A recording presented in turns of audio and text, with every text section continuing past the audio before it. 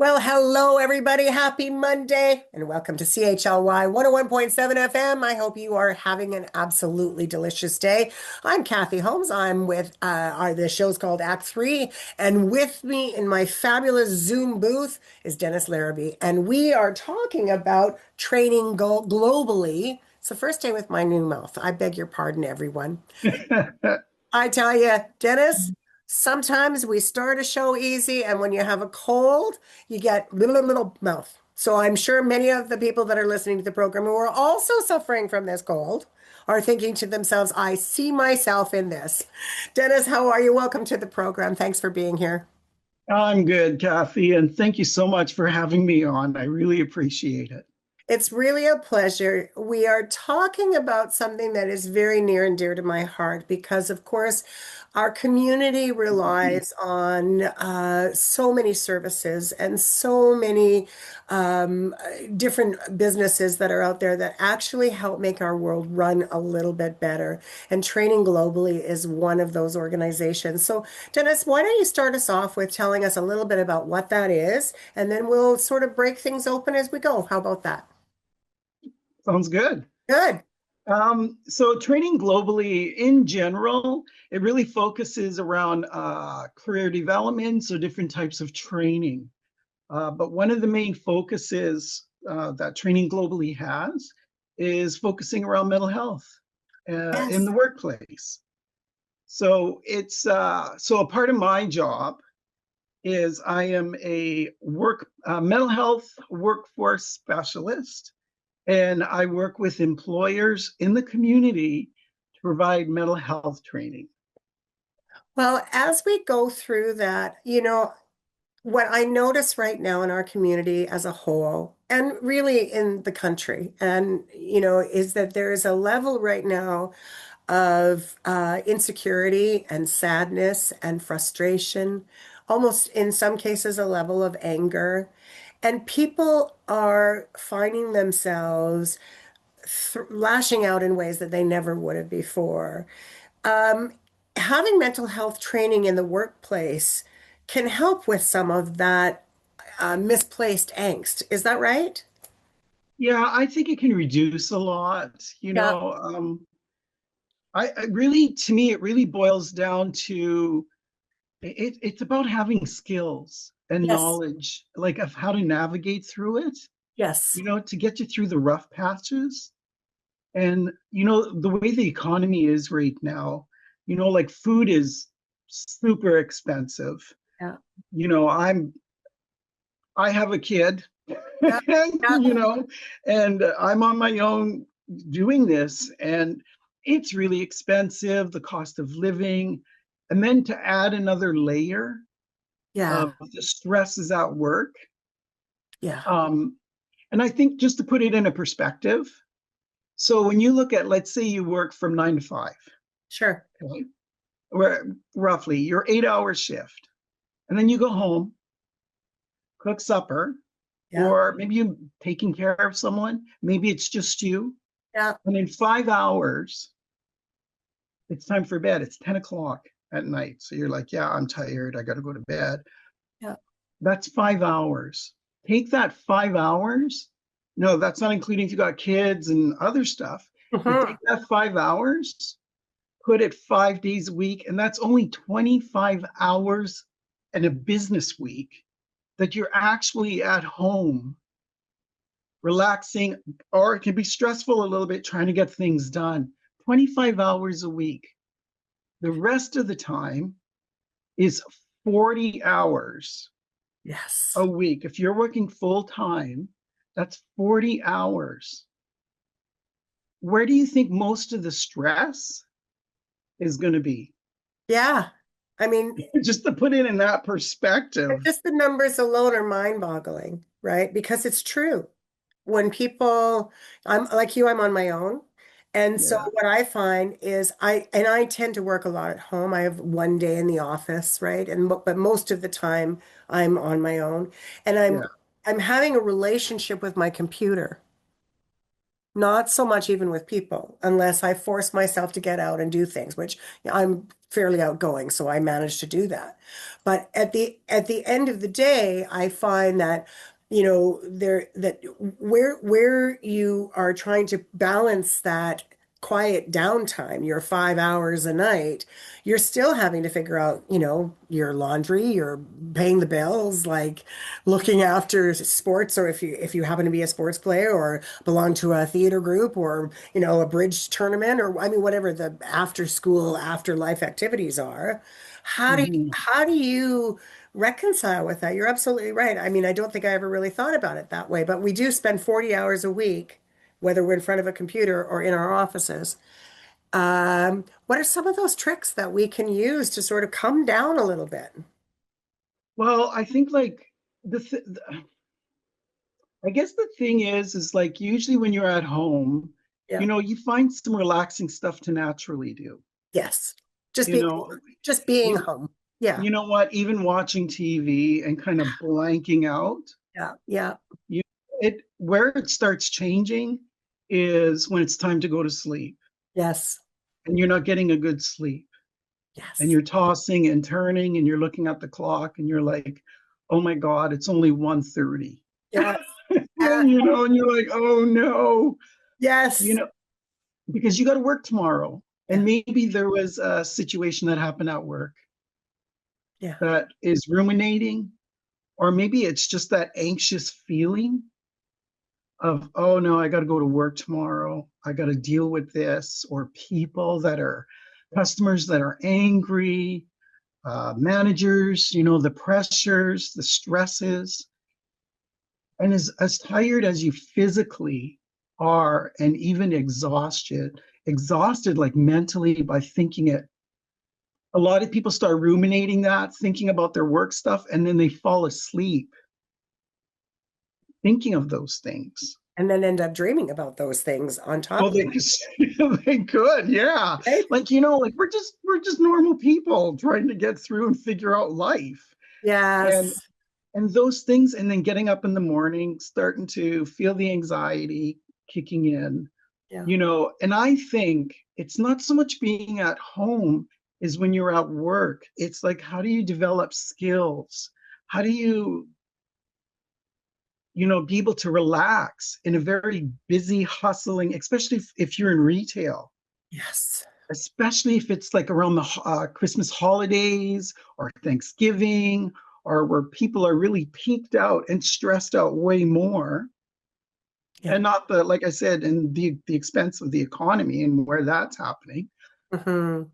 So I think where it gets really important is first being aware of the signs Hmm. and not normalizing it, Mm.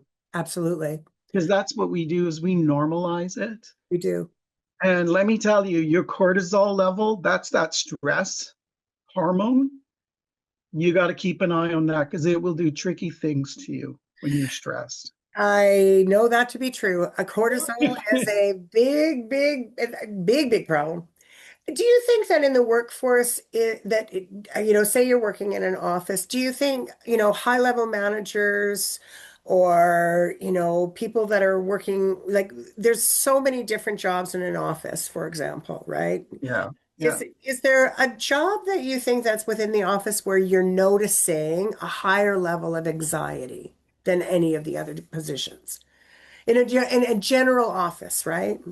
Yeah, I think like wherever you work, there'll be some form of anxiety. If it's in the office, outside of the office, it depends on the environment. Yeah. And so one of the terms they use is called psychosocial. Yes, And have you heard of that term a little I bit? have. So when we look at psychosocial in the workplace, we're looking at your relationship in that environment. Yes. So it kind of begins there. And it can be like, workloads. It can be how other employees or you're working with, how they are mentally handling their environment. Does it have an impact on you? Are Hmm. they sharing their problems? Uh, where it's affecting you, listening to that, and sometimes it can get really detailed on stuff like, their personal stuff is starting to have an impact on you. The boss is saying, hey, there's a deadline, we need to get this done. So one of the things, like with Training Globally, coming in and doing a training session, is we do focus around like what different types of stresses there are. Hmm. So there's one that's called eustress and one that's called distress. Okay. And eustress is like a good stress. So it's like if you're planning to go on holidays or planning a plane trip in the next province to visit family or just going across the island here. It might be preparing for a wedding. So those are all good stresses. But then there's the distress. And that's the one you really have to be mindful for. And that could be extra work that you're doing that you normally don't do, Yeah. listening to people, their problems, their anxiety. That can be a part of that stress, especially if there's deadlines. Yes. So, all these different types of distresses can really have that impact.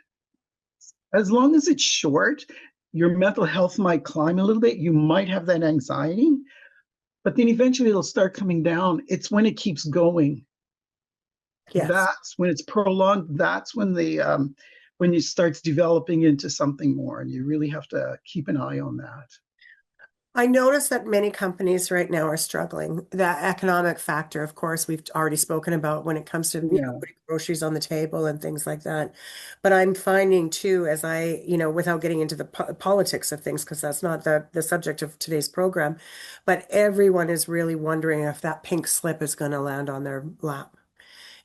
So many companies right now are laying people off, or they're putting people on edge as to, are they going to be able to keep the doors open? Is the store going to stay open? Are we going to have to close down another piece of industry that has perhaps been the mainstay of a community?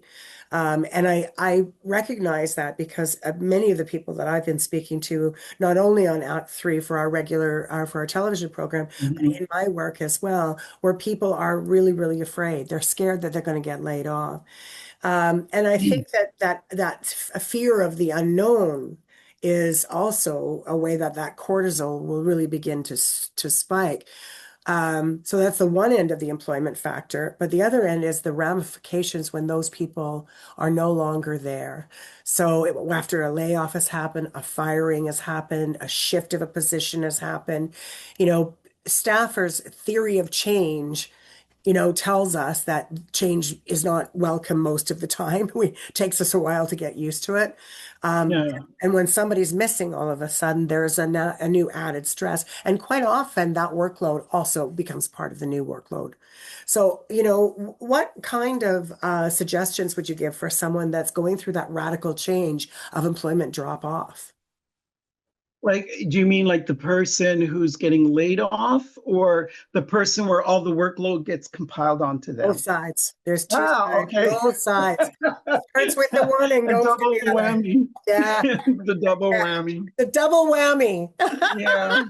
Well, you know what? There's so for the people that have been laid off, there's actually a study that has come out a while ago that's actually been out for a long time. And it is the 5 stages of loss. Yes, yes. And they have now 7, but the initial 5 was by a psychiatrist, Swiss psychiatrist, Kubler-Ross. That's right. And he developed the 5 griefs of loss, those stages. Yeah. Well, what they found now is that job loss actually coincides with the 5 stages of loss. Yes. And so there's a lot of components in there. And so when that happens, it's really important to, and a lot of times that you go into the employment centers because you're searching for a new job. Uh, a lot of the support people there will definitely is aware of that. So they're keeping an eye on those things. But it's really good for a person who may be job seeking to be aware that they can have huge impacts on that. Uh, and now, when I see job loss too, I'm just not referring to being laid off. Of course. It could be like you quit your job. There could have been some form of harassment. that where a person left. Yeah. Yeah. So within that, there can even be trauma, Yes. uh, you know, within the job loss. And so there was a study done, it was through Forbes, 2024, where they took 1,000, they did a survey on 1,000 people and job seekers. And they asked the question, how is your mental health being impacted by job seeking? 72% said it has been a negative Mm, impact on their mental health. mm, And so when you look at 72%, that would be like me saying to you, Kathy, you're going to lose about 72% strength in your legs. yeah. You tell me how you're going to walk. Yeah. You're not going to walk very well with No. that little strength you have left. Yeah. Yeah. That's crucial when you start seeing like that side of it. And we definitely, Training Globally, will go into places to really, again, provide that awareness and training for those who, you know, are looking in that area around unemployment. Unemployment is such a huge factor for people because, I used to be an employment counselor for years, and Oh, you get I totally it. understand. I'm with you on that. It is very, very difficult for people. And I always try to tell people it takes a long time to get a new job. It's not, I mean, some people are very fortunate, they leave a job. Most people need to process what's happened, Yeah. review, reflect. And some people get very desperate very quickly. And it's like, the old sales adage, they can smell you coming if you're trying to sell them something, right? And so sales don't happen that way. Jobs don't get gotten that way. It's very important that you take the time to really sift through what happened at your previous workforce or workplace, who you were working with, what was the management style, what is your management style, and to try to find something that's a new fit. But it brings out your highlights as well as leaving some of that other stuff in the back, right? So, yeah. And to answer your second question, how about we look at it this way? We're going to look at burnout. Yes. Okay. Burnout. There's two categories here. Mm-hmm. One is job burnout. Mm-hmm. So where, there's that increase of responsibility now to the other person because there was layoffs. Yes. There's a huge high risk of job burnout. On the other side of that, you have job search burnout, Yes. which is a whole nother category altogether. So when we just look at the, focus of burnout in general, we're looking at actually two areas. You can split them. And either way, it's being aware of those signs of burnout Yes. and, the mental exhaustion, the physical fatigue, not be able to focus as clearly, anxiety through the roof, um, not be able to complete conversations because you're just feeling so scattered. And then there's the physicality part of it too, right? That Mm-hmm. sometimes stomach pains or sweaty palms, shakiness, dizziness from, the anxiety. And then suddenly you're sick and you start calling in sick more, and there's that absenteeism. Yes. And that really costs the company Mm-hmm. money. So I'm going to throw a few Canadian, some mental health workplace stats, and they're Canadian. Yay. So from 2023 to 2025, when we look at burnout rates, and this is through StatsCan, so you can get all this stuff. The burnout rates for employed Canadians in 2023 was 35%. 2 years later, it's 39. So it's almost at 40%. Wow. Yeah. And the most burnout groups in the workplace, if you're already developing mental health issues, they're looking at 76% of Canadians. That's really high. That is super high. And then we look at those that are diagnosed with mental health conditions. Yeah. It's 50%. And now we're going to look at women. And women is 42% of the workforce in Yes. Canada. Wow. And then if we look at racialized Canadians as well, it's another 42%. Incredible. Yeah. So, and what it's costing employees or employers, when we look at it, well, basically the federal government, if we look at the federal government across Canada, from having mental health issues, it's costing them $50 billion a year. Wow. Like $50 billion it's costing in mental health because you're looking at people going on medical leave. So they're going on medical EI. You're looking at short-term disability. You're looking at long-term disability. You're also looking at healthcare services within that because now they're having such high mental health crisis that now they need to go out and get supports. Yes. And that's costing as well. And that's not including like the if you're just on medical leave uh, and you're returning back to work, what accommodations now does the employer have to also accommodate through that process? Yes. And then we're also looking at here in BC. I'm not sure about the rest of the provinces, but in BC, and no, I don't think a lot of employees are aware of this, but you can now, through WorkSafe BC, you can now make mental health claims. And they cover 90% of your income, where medical EI covers 55%. Yeah. Imagine. I mean, I don't think that mental health is discussed enough. I think that as a whole, Bell Canada a few years back started doing some campaigns for people to recognize that mental health in the workplace and everywhere is an issue that we as you know need to take care of. Are companies that you're visiting to give this training to, they're obviously more progressive because they're having you come in to say, okay, look, mental health is an issue. We want to help our employees to get the support that they need well in advance, or at least direct them. Uh, we want to teach them what the signs are of what that burnout's going to look like. Um, do you see companies now making mental health a bigger focus than they have in previous years? And do you think that part of that shift was because of COVID? Oh, definitely COVID had a huge And impact then, yeah, on all of us yeah, and around our mental health and on what level it increased.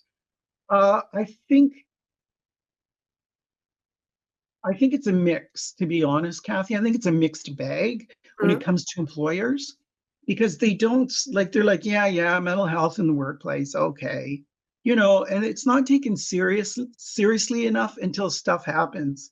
And yeah. actually with Bell, I won't go into it, but there was a serious situation where they were taken to court Oh, I was unaware of that. and it was around mental injury in the workplace. And from that evolved Bell Talk. Ah, So this is where that comes from. There was one business here in Nanaimo that I actually went in because the stresses, I think, of work and their personal life, the balance between work life uh, had got to the person. It's a huge company actually that I went in to represent. It was groups of staff. mm. Uh, and one of the issues was one of the staff person unalived themselves. And started So to unalive themselves? unalived. I don't know if I can actually say the word, if it's okay to say the word on your show or not. Absolutely.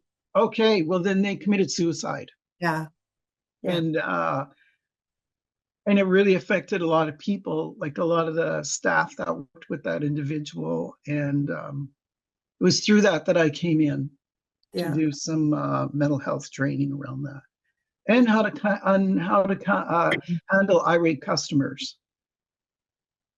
I'm I'm always saddened by people who choose to die by suicide. Well, that's why I didn't want to mention too much around it, 'cause I don't know about listeners, how, they may feel or respond to that. So, Talk to me or talk to us, if you will, about what your training overall looks like if someone's brought in, yourself is brought into mhm. an organization, what does the training actually look like? And while you do that, I'll try and get a handle on my coffee. My apologies. Sure. Um, I think some of the things that, well, I'll just name a few things that we do around training. So, for businesses, we look at psychological health and safety, and there's 13 factors that actually are categories that you can fall into to use. And it's really to support all your employees. So it's really about kind of some policies that can be created, to maybe some fun stuff for staff, recognition, those things. We also look at stress management. So we look at things like, what's the difference between a mental health issue as compared to a mental health disorder? Mm, Because people use absolutely. them, yeah, like people use them interchangeably, but they are two separate things altogether. They But are. people sometimes, just because they don't know, they kind of clump it all into one. So we talk about that. Again, about the difference between eustress to stress, how to de-escalate customers, Mhm. and also how do you cope with angry customers when they've lashed out at you? Absolutely. And not just once, that may happen many times out of the day. So it's how do you navigate through that? And also, that ruminating over it. Could I said it different? Could I've did this? Could I've did that? And playing it over and over. So that in itself, there's training that we provide that really shifts that way and reframes your way of thinking towards those things. The reframing piece is arguably one of the most important pieces, I think, when it comes to that, because I know for myself in my own experience of life, when I get ruminating about something, the Yeah. stories I tell myself, oh my goodness, it goes around and around and around. And I think about, I almost find myself rehearsing how I would have handled it differently, knowing I could never go back to change it, which is really not a smart idea.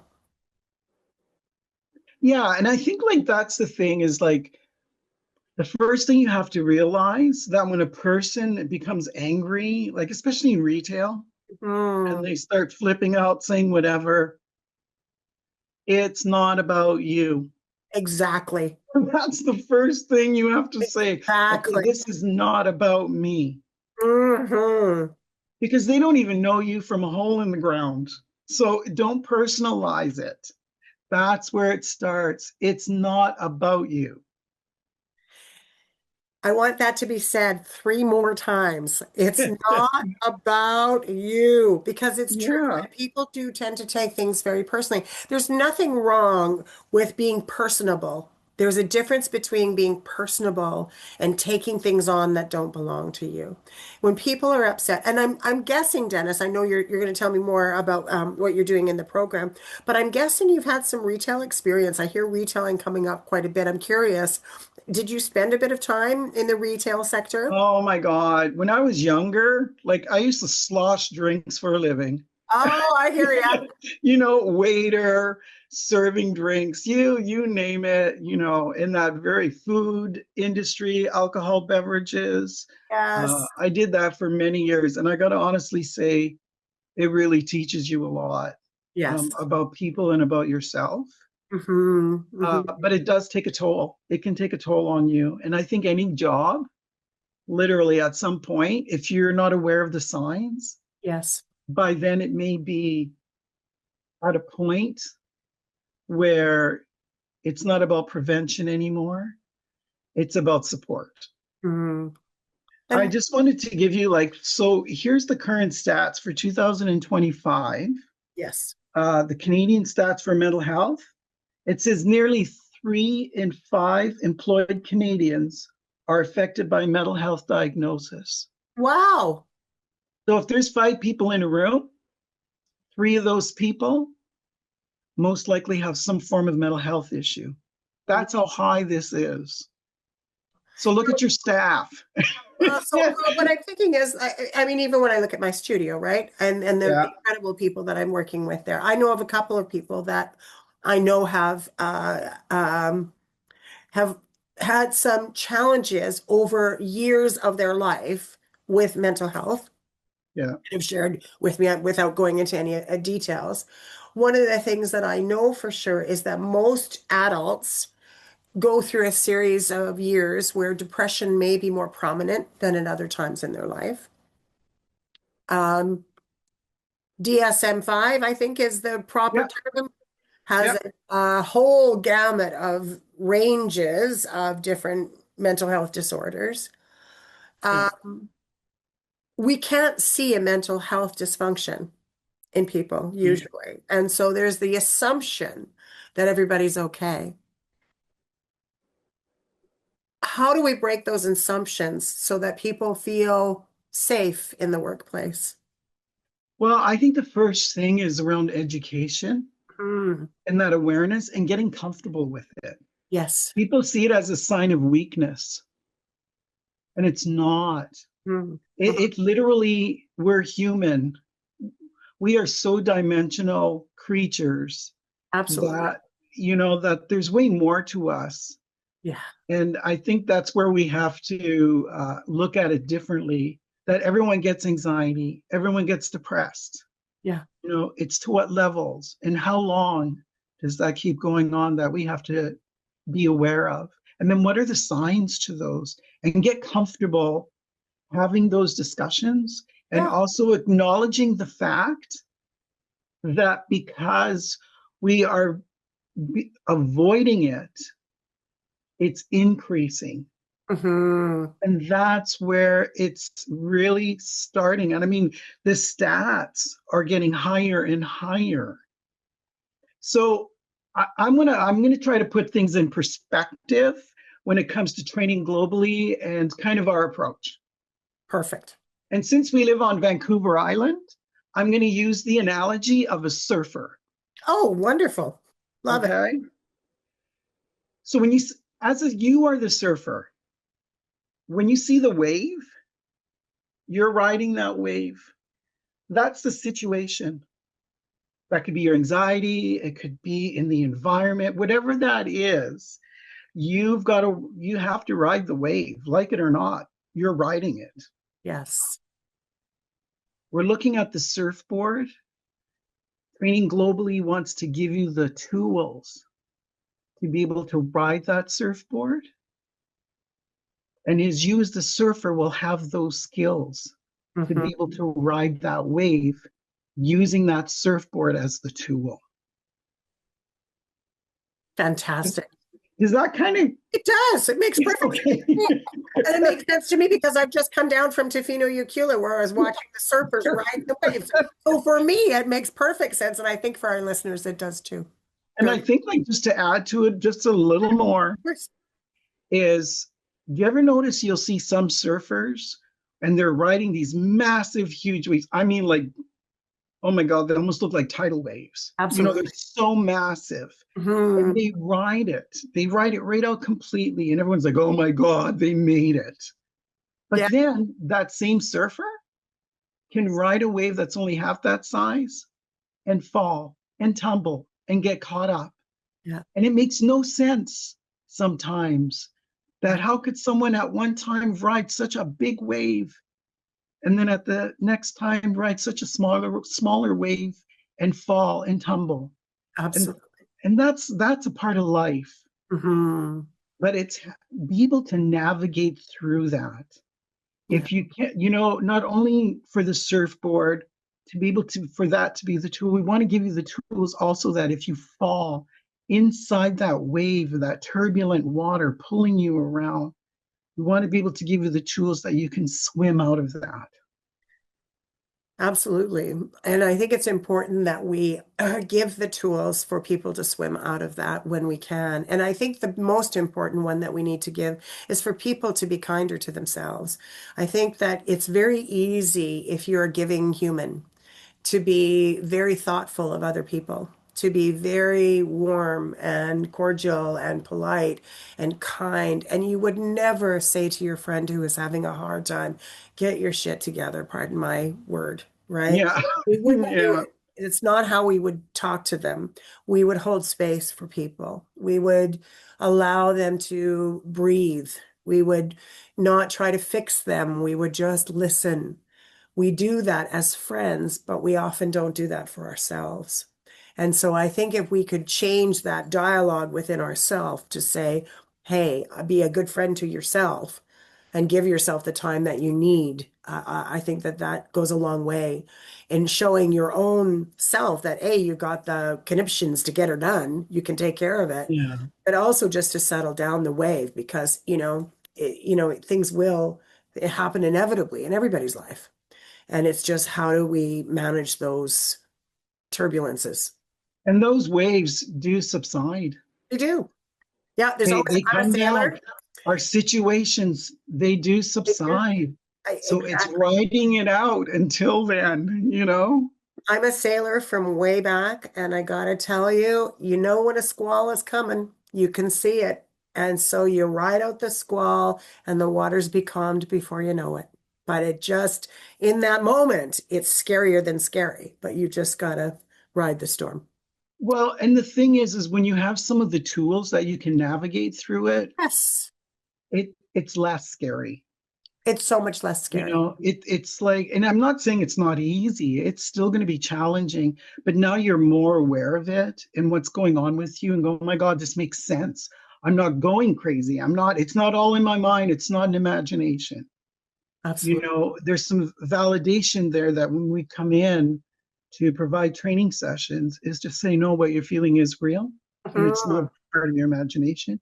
Here's the signs to be aware of it. And now we're going to work on some of that stuff to navigate you through it. Exactly. Exactly. Some of the other things we do is like when we connect with employers, we like, I like to sit down and actually have a conversation, find out what's going on in the workplace. And whatever training session we do have, we can certainly tailor it a little more to Mm. really personalize it in a way that fits for the staff, fits for the company. And that might range from even job burnout to maybe compassion fatigue. We're also, I do a lot of training also in the mental health field because that in itself is very high, or for first responders. God, So we're yes. looking at ambulance, fire truck, like the fire department, police, you name it. And one of the things that we try to do and try to capture is, from my knowledge of being in this, I've worked with people with disabilities and with mental health. And if I put it all together, it's over 20 years that I've been doing it. And I'm one of the areas I see that really lacks, especially in the mental health field, is the fact that people may be going through a crisis on their job and they're too afraid to make like a mental health claim. yes. Can't make, I can't do, like take a medical leave. It doesn't pay enough. I'm not sure about, again, making a mental health claim. What's that going to look like? Mhm. How long is this going to take? And is my colleagues and everyone going to see me weak now? And if I say anything, are they going to say, hey, you can't work with clients right now? Like, am I going to lose my job? So there's all this stuff. So we actually built a workshop or training session around supporting people that are silently struggling within their job. And so, what that kind of consists of is having a talk around mental health, of course, Mm. and then looking at post traumatic stress syndrome Mm. as compared to post traumatic stress disorder. There Mhm. are two different things here.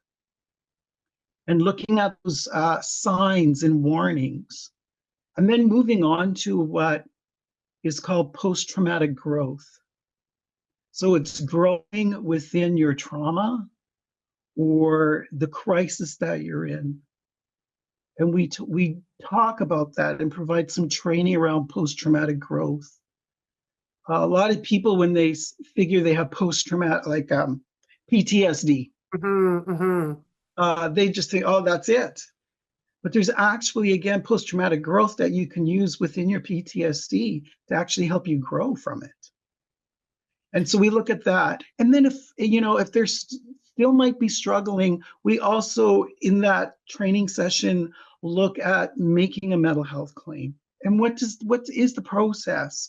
Because it is a different process for people in the mental health field, like social workers, again, first responders, uh, anyone in that field.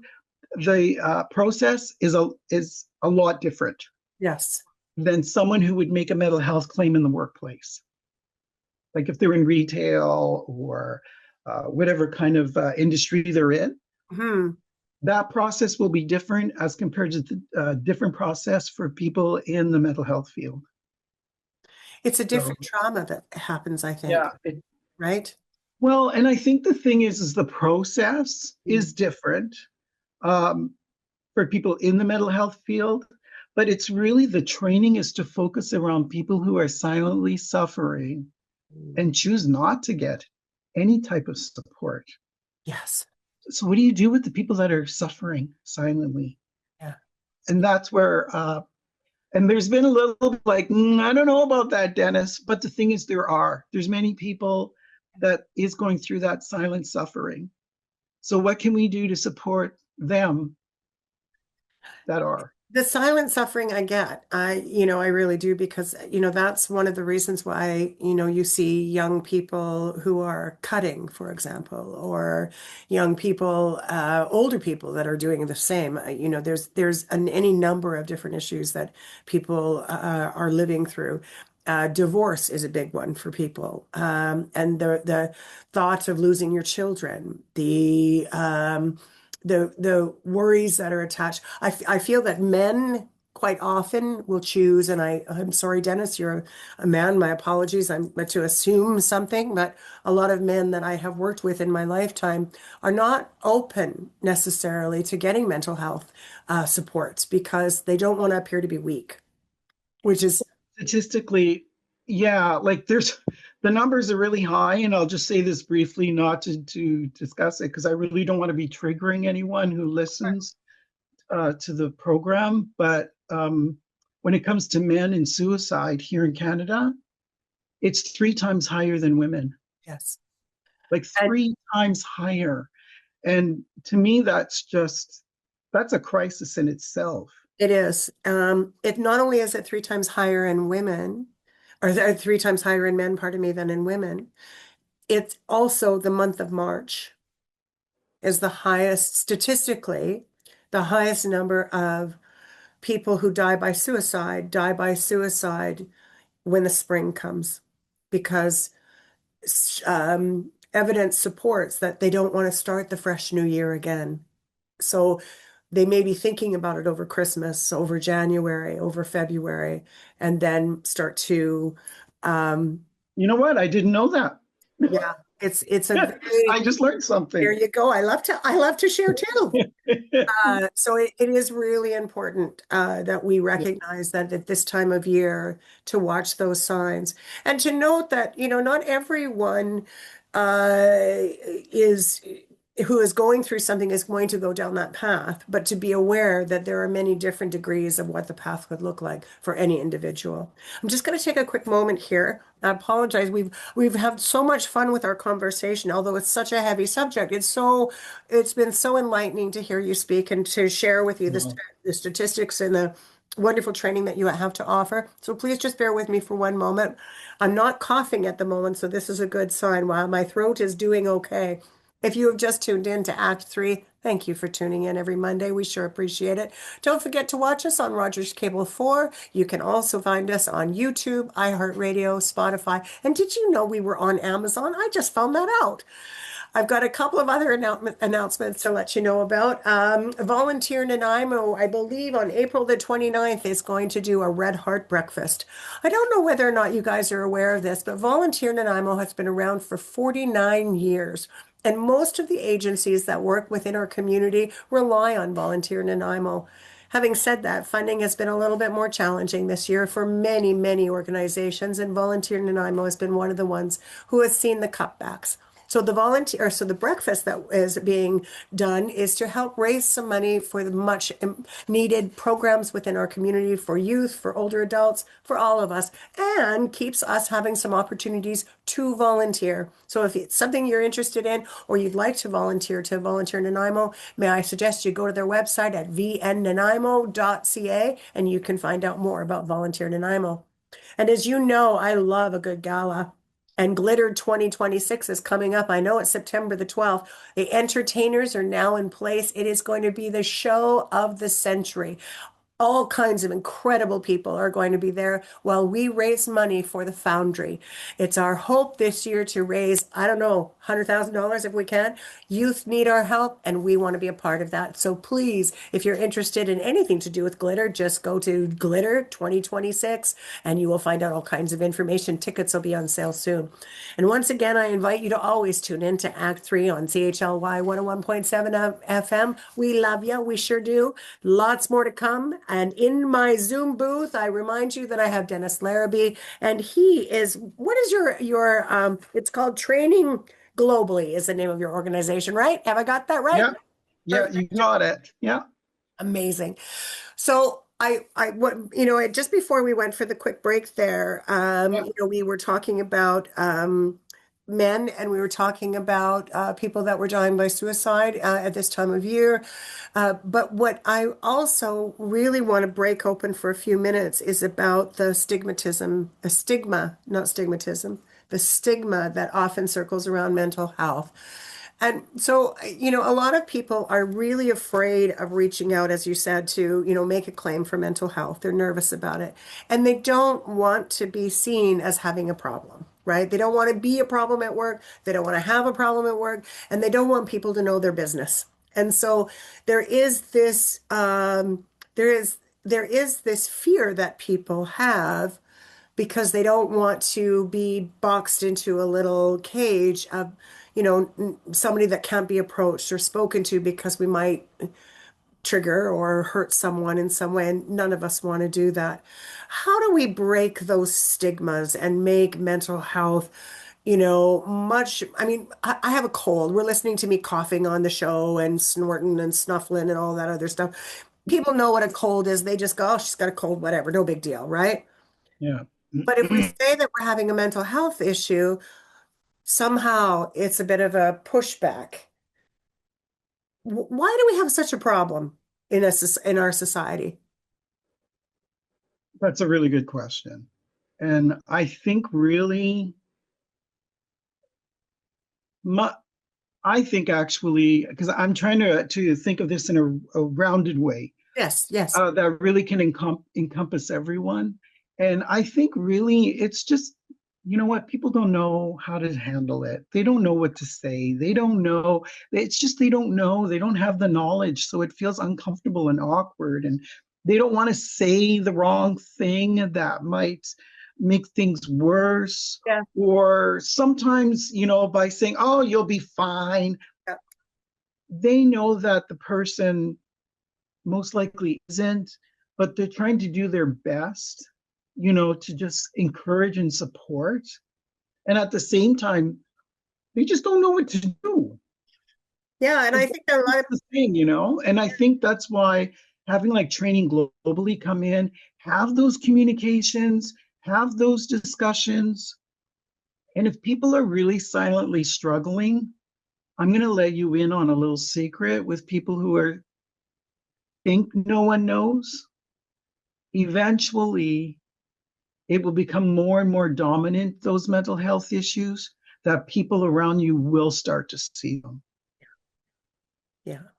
And I also think that giving people the opportunity, giving people the permission to see you as you really are, creates a much deeper friendship as well. It really does offer an opportunity because people who want to help, by and large, and if we don't give them an opportunity to help, that is really a hard thing to wrap our heads around because I think that most people as a whole understand that people go through stuff. We all do. There's not a person I've ever known in my life that hasn't gone through something at some time in their life that's kicked them, in the butt.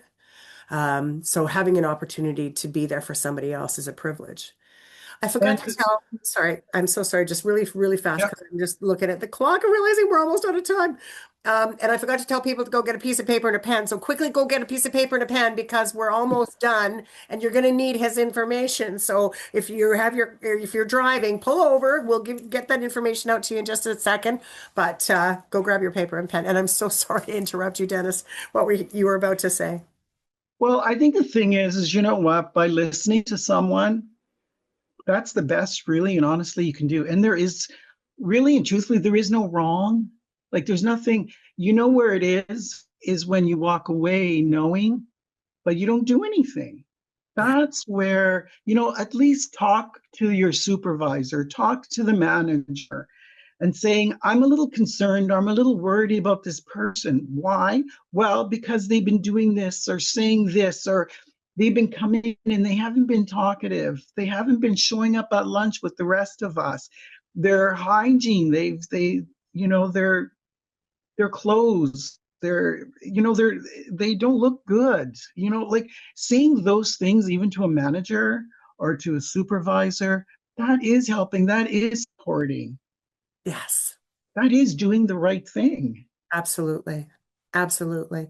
And, usually our workplace people, not in every, sometimes workplaces are so large, but we all get to know each other. Many of us have worked together for many years. People aren't changing jobs weekly, right? There are relationships. They may be just professional relationships, but even professional relationships, we care about each other. We want the best for each other.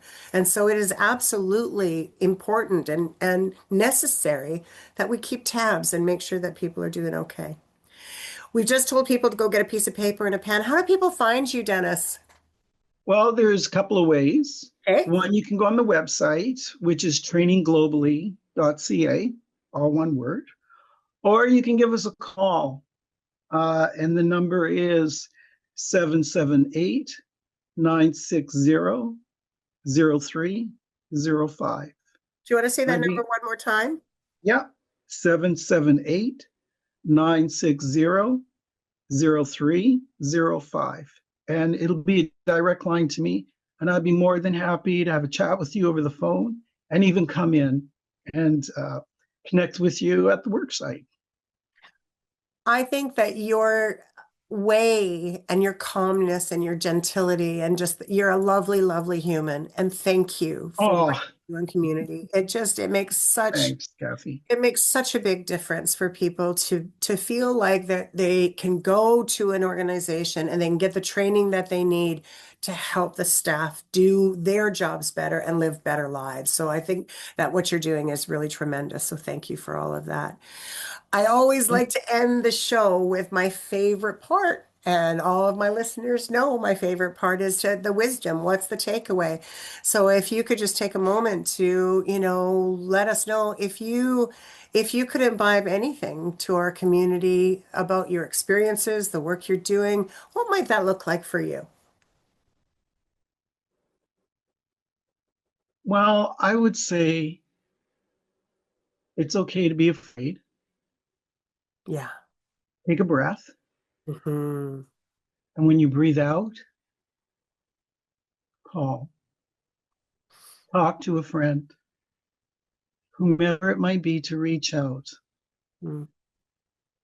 Just try that. And just remember, you really don't have to say a lot. Just a little bit will be enough. That's amazing. And, people love to be there for people. And I think you're right. I think just saying a little something, something, and a little encouragement, and be kind to yourself for heaven's sakes. Everybody's got stuff. Everybody. It's been a pleasure. Oh, and thank you so much for having me, Kathy. I really enjoyed the talk. I'm glad and And very informative. You've shared a lot with our community, so I'm honored and I thank you very, very much. thank you. Okay, well, that does it for this episode of Act Three. I hope that you enjoyed the conversation as much as we did, and we look forward to bringing you the next episode. Meanwhile, enjoy the day, take care of yourself and your family, and we'll see you next time on Act Three.